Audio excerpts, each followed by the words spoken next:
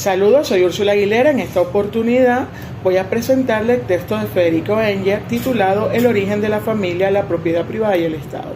Es un libro que refleja el análisis materialista de la historia que realiza el autor junto a Carlos Marx. Ambos son considerados dos personajes relevantes del siglo XIX, quienes dieron importantes aportes al desarrollo de las ciencias sociales. Engels termina de escribir el libro un año después de la muerte de Carlos Marx. Se debe destacar que la construcción de este análisis que dio vida al libro se realizó teniendo como base un descubrimiento de Carlos Marx, el cual pasó a la concepción del socialismo utópico al socialismo científico. El socialismo utópico concebía que las causas de todas las transformaciones históricas había de buscarse en los cambios que se operan en las ideas de los hombres, por lo que todos los cambios en la sociedad se regían por los cambios políticos. No existía la duda de dónde le vienen a los hombres las ideas, ni cuáles son las causas motrices de los cambios políticos, siendo Marx quien ordena estos planteamientos, introduciendo el hecho de que la humanidad necesita, en primer lugar, comer, beber, tener techo, vestirse, antes de poder hacer política, ciencia, arte o religión. Por lo que la producción de los medios de vida es inmediato y por consiguiente las correspondientes fases económicas de desarrollo de un pueblo o de una época es la base a partir de la cual se desarrollan las instituciones políticas, las concepciones jurídicas, las ideas artísticas e incluso las ideas religiosas de la humanidad, y con arreglo a la cual deben, por tanto, explicarse los cambios sociales y no al revés, como lo hacía hasta entonces el socialismo utópico. Se puede resumir el aporte de Carlos Marx a la ciencia en la siguiente frase: el modo de producción de la vida material condiciona el proceso de la vida social, política y espiritual en general. No es la conciencia del hombre lo que determina su ser, sino por el contrario, el ser social es lo que determina su conciencia. Para el presente estudio se desarrollará el capítulo 1 referido al estadio prehistórico de cultura, desarrollándose en los estadios del salvajismo y la barbarie. El capítulo 2 referido a la familia y el capítulo 9 referido a la barbarie y la civilización. Sin embargo, es importante destacar que este libro contiene 6 títulos más que se desarrollan, que el autor desarrolla para explicar cómo se fueron dando los procesos en diferentes estados, pero que el fin último llegó a crear la propiedad privada, la familia y el Estado. En el primer capítulo, denominado Estadio Prehistórico de Cultura, Engels resalta el mérito de Morgan de darle un orden a la prehistoria de la humanidad, el cual este autor dividió en salvajismo, barbarie y civilización, dividiendo a su vez estos estadios en inferior, medio y superior, según los progresos obtenidos en la producción de los medios de existencia, los cuales Engels resume en el salvajismo como el periodo en que predomina la apropiación de productos que la naturaleza da ya hechos. Las producciones artificiales del hombre están destinadas a facilitar esa apropiación de los recursos de la naturaleza, ¿sí? En la barbarie como el periodo en el que aparece la ganadería y la agricultura y se aprende a incrementar la producción de la naturaleza por medio del trabajo humano. El desglose teórico de Engels en estos dos periodos de la humanidad es generalizado. No se hace distinción entre hombres y mujeres sobre la evolución de la sociedad, además que desarrolla los avances para distinguir la humanidad del reino animal, dando paso a la civilización, que es un periodo que no desarrolla en este capítulo, pero indica que es el periodo en que el hombre sigue aprendiendo a elaborar los productos de la naturaleza y nace la industria propiamente dicha y el arte. El progreso de la familia se da paralelamente con estos procesos económicos y Engels le dedica el capítulo 2 a su desarrollo, indicando que los parentescos utilizados en la familia de padre, madre, hijo, hermana que pudo observar Morgan estaban en contradicción con los tipos de familia existentes, explicando Engels que estos no eran simples títulos honoríficos, sino que por el contrario traen conjunto traen consigo serios deberes recíprocos perfectamente definidos y forman parte esencial del régimen social de esos pueblos, señalando: la familia, citando a Morgan, es el elemento activo, nunca permanece estacionada, sino que pasa de una forma inferior a una forma superior a medida que la sociedad evoluciona de un grado más bajo a otro más alto. Los sistemas de parentesco, por el contrario, son pasivos. Solo después de largos intervalos registran los progresos hechos por la familia y no sufren una modificación radical, sino cuando se han modificado radicalmente la familia. Lo mismo añade Carlos Marx, pero indicando que le sucede a los sistemas políticos, jurídicos, religiosos y filosóficos de la sociedad.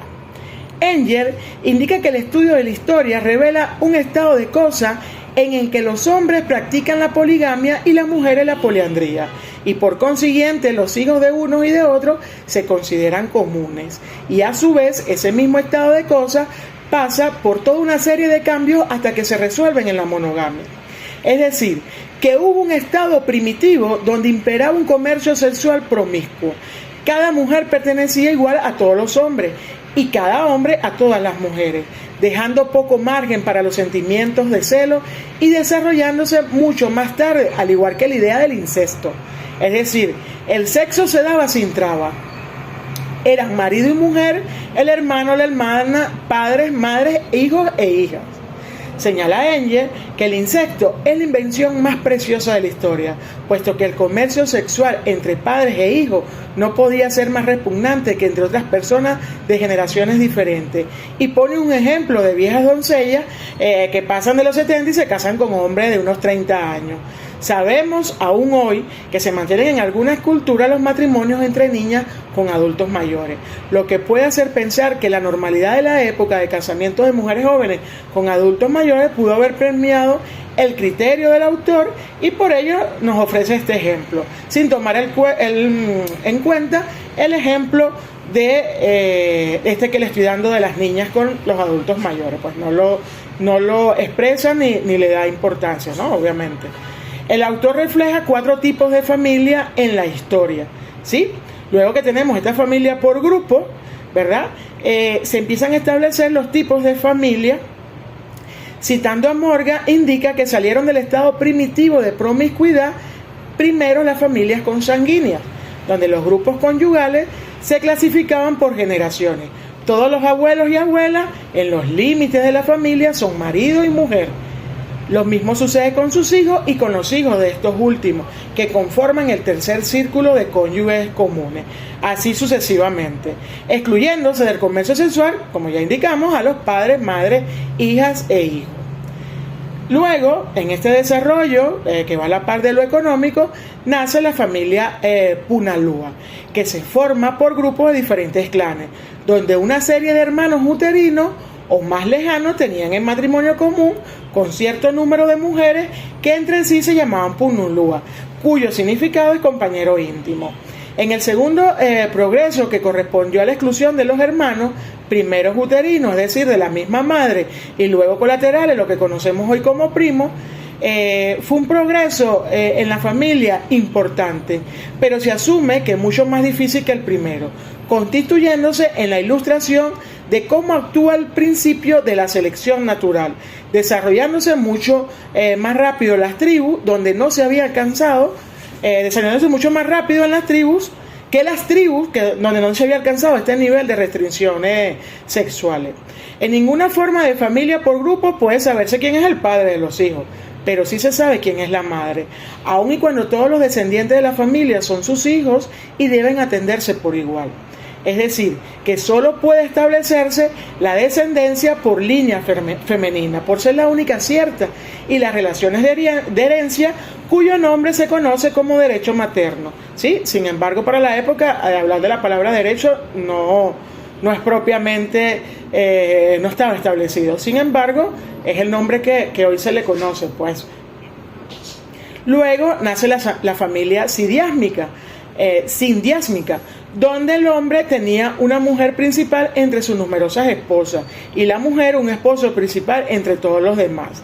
Con las crecientes complicaciones que daban las prohibiciones sexuales, se fue haciendo cada vez más imposible las uniones por grupo, obrando así la selección natural en la exclusión cada vez más extendida de los parientes consanguíneos, debido a que el matrimonio entre gen no consanguínea engendraban una raza mucho más fuerte, tanto en lo físico como en lo mental. Este tipo de matrimonio no suprime el hogar comunista, que significa predominio de la mujer en la casa. Lo mismo que el reconocimiento de una madre propia en la imposibilidad de conocer con acierto al verdadero padre. Asigna así una profunda estimación a las mujeres, es decir, a la madre. En este apartado, Engels nos dice que es errónea la idea de que en el origen de la sociedad la mujer fue esclava del hombre. En todas las épocas salvajes y en todas las tribus que se encuentran en los estadios inferior, medio y hasta el estadio superior de la barbarie, la mujer no solo es libre, sino que está muy considerada, al punto que cuando las condiciones económicas comenzaron a cambiar y con ellas las antiguas relaciones sexuales perdían su carácter primitivo por el aumento de la densidad de la población, las mujeres, debieron anhelar el derecho a la castidad, al matrimonio temporal o definitivo con un solo hombre, lo que dio paso al matrimonio sidiásmico. Indica Engels que es solo a través de la mujer que se puede dar este cambio, que aún en los tiempos actuales los hombres no renuncian a las ventajas del amor por grupo, ya que para él no son opresivas como si lo son para las mujeres. La economía doméstica comunista, donde la mayoría, si no la totalidad de las mujeres, son de la misma gen, mientras que los hombres pertenecen a otra distinta, dice el autor que es la principal base de preponderancia de las mujeres, que en los tiempos primitivos estuvo muy difundida. Aquí debemos decir que el autor hace a un lado la participación de las mujeres en la economía y cómo su participación en la economía también le hizo ganar esta preponderancia, esta importancia ante la gente, ya que su trabajo era de un carácter social y necesario para el momento, ¿sí? Sin embargo, con el matrimonio sidiásmico la familia ya había quedado reducida a la molécula hombre-mujer. El matrimonio sidiásmico había introducido un elemento nuevo. Junto a la verdadera madre había puesto al verdadero padre. Engels señala que con el arreglo de la división del trabajo en la familia, aspecto que no desarrolla, indica que corresponde al hombre procurar la alimentación y los instrumentos de trabajo necesarios. Por ende, era el dueño de dichos instrumentos de la misma forma que la mujer lo era de sus instrumentos domésticos. Entonces, según la costumbre, el hombre era igualmente propietario del nuevo manantial de alimentos y más adelante de los nuevos instrumentos de trabajo, como lo fue el esclavo. Pero según la norma de aquella sociedad, sus hijos no podían heredar, porque cuando en este punto de las cosas no habían cambiado, seguía predominando el derecho materno. Es decir, la descendencia se contaba por línea femenina y la herencia era por parte de la madre. Por la importancia que representaban los bienes de la madre, estos pasaban en la práctica a los parientes más próximos por parte de la madre. Pero los hijos de los hombres en esta época no pertenecían a su gen, sino a la de su madre, quedando sus propios hijos desheredados. La división del trabajo en la familia había sido la base para distribuir la propiedad entre el hombre y la mujer, que continuaba siendo la misma, solo que trastocada por las relaciones domésticas existentes, ya que la división del trabajo fuera de la casa había cambiado. La misma razón que había asegurado a la mujer su anterior supremacía en la casa, aseguraba ahora la del hombre, debido al que el trabajo doméstico de las mujeres perdía su importancia o su carácter social comparado con el trabajo productivo del hombre que se estaba desarrollando. La riqueza que pudo generarse con la cría de animales y ganado no se había visto nunca, lo que creó nuevas relaciones sociales. Por ejemplo, la caza, que era necesaria para la sobrevivencia, pasó a ser un lujo, un deporte. Estas riquezas en principio eran de la gente, pero con las nuevas relaciones y formas de relaciones se desarrolló la propiedad privada de los rebaños, donde los dueños eran los jefes de familia. La necesidad de la fuerza de trabajo para el desarrollo de la cría de animales, la elaboración de los metales, el arte del tejido, la agricultura, dieron paso al surgimiento del esclavo. En principio, después de la guerra, se aniquilaban a todos los miembros de la tribu, por no haber para mantenerlos, para sustentarlos, ¿sí? De forma de alimentarlos, ¿sí? Al crecer la riqueza, ellos se hicieron miembros de la tribu y luego convertidos en esclavos, ya que la familia no se multiplicaba tan rápido como el ganado. Ese espacio de la historia donde eran hechos miembros de la tribu, fue quizás donde las mujeres se sintieron oprimidas por el derecho sexual, ya que debían seguirse reproduciendo todas con todo, ¿sí? Y esto es lo que hace que la mujer quede en una opresión sexual. Y por ello se da de la mano el matrimonio entre un hombre y una mujer, ¿sí? O lo que más adelante vamos a conocer o conocemos como la monogamia.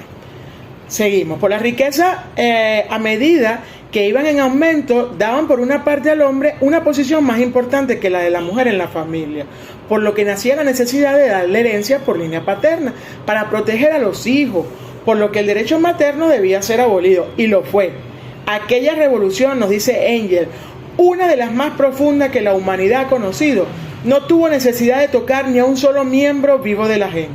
Todos los miembros de estas pudieron seguir haciendo lo que hasta entonces habían sido, ¿sí? Bastó decidir sencillamente que en lo venidero los descendientes de un miembro masculino permanecerían en la gen, pero los de los miembros femeninos saldrían de ella, pasando a la gen de su padre. Así quedó abolido la filiación femenina, el derecho hereditario materno, sustituyéndose por la filiación masculina y el derecho hereditario paterno. Esto pareció la transición más natural. El derrocamiento del derecho materno fue la gran derrota histórica del sexo femenino en todo el mundo. Con este hecho, el hombre ahora también había empuñado las riendas de la casa, que antes era el espacio de la mujer. La mujer se vio degradada, convertida en la servidora, en la esclava de la lujuria del hombre, en un simple instrumento de reproducción, la cual ha sido revestida, disimulada, suavizada, pero nunca ha sido abolida, ¿sí? Ni en los tiempos de ella, ni en los tiempos de la actualidad.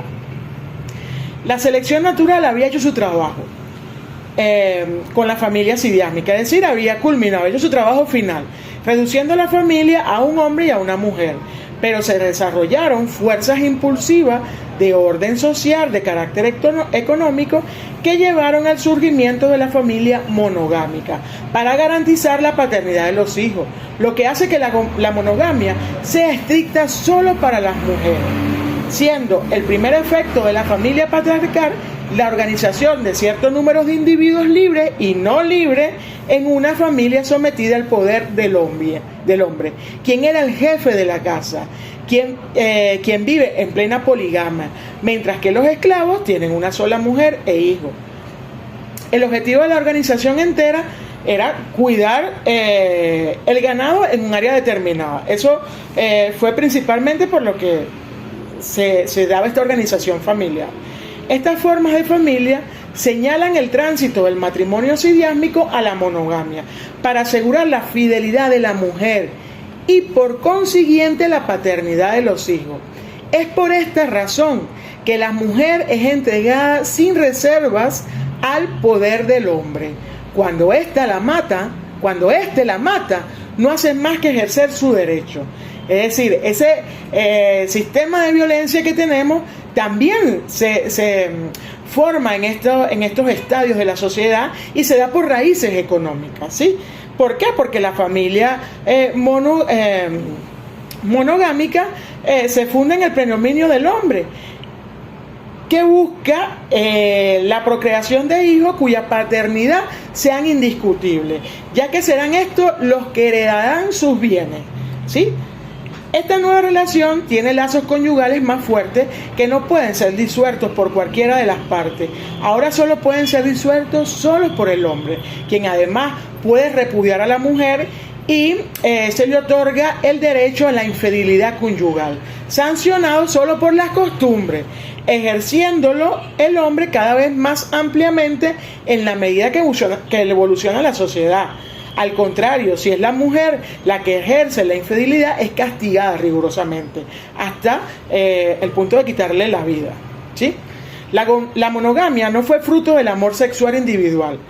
Fue la primera forma de familia que no se basaba en condiciones naturales, sino económicas, y concretamente por el triunfo de la propiedad privada sobre la propiedad común, que se originó espontáneamente.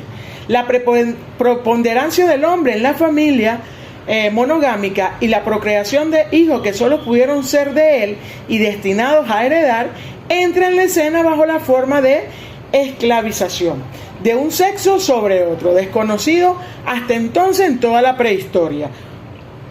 Engel señala que con la monogamia surge el heterismo, es decir, el comercio extraconyugal, que conviven los hombres con mujeres no casadas. Este comercio carnal floreció bajo las formas más diversas hasta convertirse en lo que conocemos hoy como la prostitución. Y sus primeros rasgos fueron por un principio religioso, donde la mujer se acostaba con hombres por dinero, ¿sí? Fue una concepción religiosa que luego se convirtió en todo lo que conocemos. Pero además de ese componente de la prostitución que acompaña hoy día la monogamia, también tenemos a la mujer que es abandonada y que da paso a el amante de esta mujer y también al hombre cornudo, ¿sí? Esta situación sumó un elemento más, sumó esos elementos más, al punto de que, bueno, ahora, en vista de esos elementos que se suman a la monogamia, el convencimiento de los hijos es de aspecto moral, por lo que el Código Napoleón, que es un ejemplo que nos da el autor, resuelve el hecho en su artículo 312 diciendo: los hijos tendrán por padre al marido, así no sean sus hijos, ¿no? No lo dice el código, pero resuelve este elemento de tal forma. En la relación con la mujer, el amor sexual es una regla para las clases oprimidas, porque desaparece en estos casos, desaparecen en todo caso todos los fundamentos que sustentan la monogamia clásica, puesto que falta la fortuna, que es la base por la que fue creada la monogamia, para la herencia y por ende la hegemonía del hombre sobre la mujer, para garantizar su fidelidad. Desde que la industria arrancó del hogar a la mujer para arrojarla al mercado laboral, la convirtió en la mayoría de los casos en el sostén de la casa. Esto estamos hablando de el hogar proletario, por lo que la supremacía del hombre se fue perdiendo en el hogar proletario, excepto quizás ciertas brutalidades para con el trato de la mujer, que es una conducta arraigada en la monogamia, ¿sí? La familia del proletariado ya no es monógama, es en el sentido estricto de la palabra, sino este amor apasionado que permite a la mujer, si no están de acuerdo, si no hay entendimiento, poder darse el divorcio o la separación, porque bueno, en vista de no manejar recursos tampoco se casan, ¿no? Sino que establecen lo que hoy conocemos como el concubinato, ¿sí? Por lo que el amor proletario por lo general es monógamo, en un sentido etimológico y no histórico, ¿sí? Citando a Marx, Engel indica y añade Marx: la familia moderna contiene en germen no solo la esclavitud, sino también la servidumbre, y desde el comienzo mismo guarda relación con las cargas en la agricultura. Encierra en miniatura todos los antagonismos que se desarrollan más adelante en la sociedad y en su estado. Las desigualdades jurídicas entre hombres y mujeres, ¿verdad?, en el matrimonio es heredada de condiciones sociales anteriores. No es causa sino efecto de la opresión económica que viven las mujeres, ¿sí? El autor señala que solo la industria de nuestros días le ha abierto de nuevo el camino a la producción social a las mujeres, aunque solo a las proletarias, que quedan excluidas del trabajo del hogar. Pero si la mujer cumple con sus deberes en el servicio privado de la familia, queda excluida del trabajo social y no percibe ninguna remuneración a cambio. Esto es una afirmación del autor que, si podemos ver, en los tiempos actuales no es válida, ¿sí? ya que la mujer cumple doble jornada laboral y aún así sigue siendo oprimida. En el capítulo de la barbarie y la civilización que desarrolla el autor, los elementos que permiten el nacimiento del Estado, la primera gran división del trabajo fue la cría de ganado y la agricultura, lo que aumentó la productividad del trabajo y necesariamente trajo consigo la esclavitud, lo que permitió afirmar a Engels que con la primera gran división social del trabajo nació también la primera incisión de la sociedad en dos clases, señores y esclavos, es decir, clases antagónicas, explotadores y explotados. Con las nuevas riquezas y los rebaños se produjo una revolución en la familia, la industria. Había sido siempre asunto de los hombres, ¿sí? Y el rebaño representaba una industria. Su domesticación y su cuidado eran cosas de los hombres. Por eso el ganado le pertenecía, así como la mercancía y los esclavos que se obtenían a través del cambio de este. Todo el excedente que dejaba ahora la producción pertenece al hombre. La mujer solo participaba en su consumo, pero no era su propietaria. Aquí Engels hace un resumen y nos indica: el salvaje, el guerrero y cazador se había conformado con ocupar el segundo lugar en la casa, pero el pastor, por su riqueza, se puso en el primer lugar y relegó el segundo a la mujer. La división del trabajo en la familia había sido la base para distribuir la propiedad entre hombres y mujeres, que continúan siendo las mismas, solo que trastocadas por las relaciones domésticas existentes en la división del trabajo afuera de la casa. Las mismas razones que habían asegurado a la mujer su anterior supremacía en la casa, aseguraban ahora la del hombre. El trabajo doméstico de la mujer perdió su carácter social.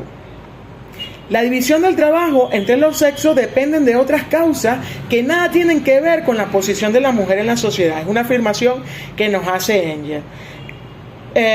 Pueblos en los cuales las mujeres se ven obligadas a trabajar mucho más y tienen a menudo muchas más consideraciones que las señoras de la civilización, que tienen una posición social muy inferior a la de la mujer de la barbarie, que trabajan y se ven su pueblo conceptualizada como una verdadera dama y no por su propia posición. Engels indica que la emancipación de la mujer y su igualdad con el hombre son y seguirán siendo imposibles mientras permanezca excluida del trabajo productivo social y confinada solo al trabajo doméstico, porque este es privado y no remunerado, lo cual hoy no es tan verdad, pues la mujer ha salido de ser parte del trabajo social y sigue siendo oprimida, en especial por la violencia de género que se da en diferentes expresiones, viéndose en mayor número con la muerte de mujeres en las clases oprimidas, ¿sí? La segunda gran división del trabajo, los oficios, se separan de la agricultura, aumentando el valor de la fuerza de trabajo del hombre, convirtiendo la esclavitud en un elemento esencial del sistema social. Nace la producción directa para el cambio, la producción mercantil, y con ella el comercio, no solo el interior de las tribus o de la gente, ni en las fronteras de estas, sino también intraterritoriales. Los metales preciosos empezaron a convertirse en la mercancía moneda, dominante y universalmente reconocida hasta hoy. Las diferencias entre ricos y pobres se sumó a la existencia entre libres y esclavos. De la nueva división del trabajo resultó una nueva incisión de la sociedad en clase, la desproporción de riquezas en manos de los jefes de familia. Esto destituyó las comunidades comunistas domésticas. Con ello se puso fin al trabajo común de la tierra. El suelo cultivable se distribuyó entre las familias particulares, al principio de forma temporal y luego para siempre, tomando en cuenta que ya aquí el hombre tiene la supremacía ante la mujer, ¿sí? Y se dan aún más estas divisiones. El paso de la propiedad privada se hizo paralelamente al tránsito del matrimonio sidiásmico de la monogamia. La familia individual empezó a convertirse en la unidad económica de la sociedad. La civilización se inicia con un nuevo progreso de la división del trabajo, porque consolida y aumenta todas las divisiones del trabajo ya existentes, sobre todo acentuando el contraste entre la ciudad y el campo, dominando la primera a la segunda, y añade el autor una tercera división propia de ella y del capitalismo, creando una clase que no ocupaba en la producción ningún papel, ¿sí? Sin embargo, esta clase, que eran los mercaderes, una clase que sabe conquistar la dirección general de la producción y avasallarla económicamente. El intercambio entre cada dos productores y los explota a ambos. Con esta nueva clase nace el dinero metálico, las monedas acuñadas, un nuevo medio para que el no productor, nominado al productor y a sus producciones, junto a la riqueza en dinero que también apareció, junto con la riqueza territorial que se convierte en mercancía y comenzó a ser vendida, y con ella también nació la hipoteca, ¿sí? Así, junto a la expansión del comercio, junto al dinero y la usura, junto a la propiedad territorial y la hipoteca, progresaron rápidamente la concentración y la centralización de fortuna en manos de unas clases poco numerosas, acompañado del aumento numérico de los pobres, ¿sí? O un ejemplo de ello en la actualidad vemos es como el 45% de la riqueza del mundo se encuentra en las manos del 1% de la población, ¿sí? Mientras que más del 50% de la población tiene que vivir con menos del 1,5% de la riqueza del mundo, ¿sí? Eso fue evolucionando hasta el día de hoy. El surgimiento de una sociedad de este tipo no podía existir sino en la lucha abierta e incesante de estas clases o bajo dominio de un tercer poder. Es impotente para conjugar, pero a fin de que estos antagonismos, estas clases con intereses económicos en pugna, no se devoren a sí mismas y no se consuma a la sociedad en su lucha estéril. Y ese poder nacido de la sociedad, pero que se pone por encima de ella, se divorcia más y más de los intereses del pueblo. El Estado se caracteriza en primer lugar por la agrupación de sus súbditos según divisiones territoriales. El segundo rasgo característico es la institución de una nueva fuerza pública que ya no es el pueblo armado. Para sostenerla hace falta que los ciudadanos contribuyan al Estado, por lo que nacen los impuestos. Con el progreso de la sociedad, los impuestos son insuficientes, por lo que se deben pedir préstamos o contraer deuda. Como el Estado nació de la necesidad referente de los antagonismos de clase, y como al mismo tiempo nació en medio del conflicto de esas clases, es por regla general el Estado es de la clase más poderosa, es decir, de la clase económicamente dominante, adquiriendo con ello nuevos medios para la represión y la explotación de la clase oprimida. El Estado antiguo era todo el Estado de los esclavistas para someter a los esclavos. El Estado feudal es el órgano de que se valía la nobleza para tener sujetos a los campesinos siervos. Y el moderno Estado representativo es el instrumento de que se sirve capital para explotar al trabajador asalariado, ¿sí? La forma más elevada del Estado es la República Democrática, que se encuentra en condiciones sociales modernas, que va haciendo una necesidad cada vez más ineludible y que es la única forma de Estado bajo el cual puede darse la batalla última y definitiva entre el proletario y la burguesía, ya que no se reconoce oficialmente diferencia de fortunas en ella.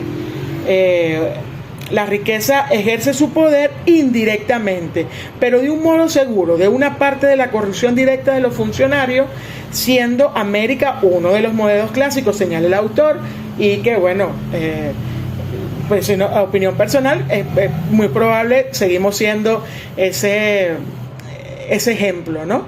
Y de otra parte, bajo las formas de alianza entre el gobierno y la bolsa, haciendo más fácil la alianza en cuanto más crecen las deudas del Estado y más se concentran las sociedades por acciones, transportes, minas, hacienda, en fin, una cantidad de cosas. Mientras las clases oprimidas no está madura para liberarse a ellas mismas, su mayoría reconoce el orden social de hoy como el único posible y políticamente forma la cola de las clases capitalistas. En la medida que va madurando esta emancipación, ella misma se constituye como partido independiente y elige a sus propios representantes y no los del sistema capitalista, ¿sí? el sufragio universal. Esta es una aseveración que hace el autor, indicando los elementos de cómo aún en las clases donde estamos en los estados donde existen gobiernos que oprimen aún a la población, incluyendo a las mujeres, pues son estados donde el voto se le dio a sistemas o a representantes que van a defender los intereses de la clase oprimida, de la clase opresora, no de las clases oprimidas. Entonces, su mayor estado de elevación es lograr que en las instancias de poder podamos tener personas que respondan a los intereses de la clase oprimida. Y esto lleva consigo una cantidad de problemas y situaciones a los cuales solamente una persona con conciencia de clase, con conciencia feminista, puede defender, ¿sí? Porque si no, pues se deja endulzar por las mieles que ofrece el capitalismo a estos representantes. El sufragio universal es de esta suerte el índice de la madurez de la clase obrera. No puede llegar ni llegará más en el estado actual, pero es bastante. El día en el que el termómetro del sufragio universal marque para los trabajadores el punto de ebullición, ellos sabrán qué hacer como lo han hecho los capitalistas. Esta es una aseveración que hace el autor y la cual comparto, ¿sí? Sin embargo, para llegar a ese grado de madurez, tanto de mujeres y hombres, para construir una sociedad justa para ambos, es bastante fuerte, ¿sí? Engels, en su análisis, da elementos para la comprensión de la mujer en la historia, basado en el descubrimiento de Marx, que es que el ser social determina la conciencia, permitiendo comprender que en la medida que el aporte de la mujer perdió su carácter social, ésta perdió su valor en la sociedad, quedando corto y hasta ignorando los elementos económicos que dieron pie a dicha opresión, y que surgió la división, y que al surgir la división de clase incrementa la desigualdad de la mujer, ¿sí? Construir una sociedad más justa para las mujeres pasa por la comprensión de la opresión de la clase, donde la mayoría de las mujeres nos encontramos inmersas, por lo que para lograrlo se hace necesario la lucha contra el sistema capitalista y a su vez contra el sistema patriarcal, pues la historia también ha demostrado que el derrocamiento del sistema patriarcal no necesariamente va a traer el derrocamiento del sistema el derrocamiento del sistema capitalista no necesariamente va a traer el derrocamiento del sistema patriarcal, que hoy se expresa en la muerte de millones de mujeres simplemente por su condición de ser mujer, ¿sí? Toda esta opresión que vivimos va mezclada con ambos factores, ¿sí? Tanto económicos como sociales, a los cuales debemos superar, y que el autor no desarrolla, pero que por otros autores marxistas sabemos que se da.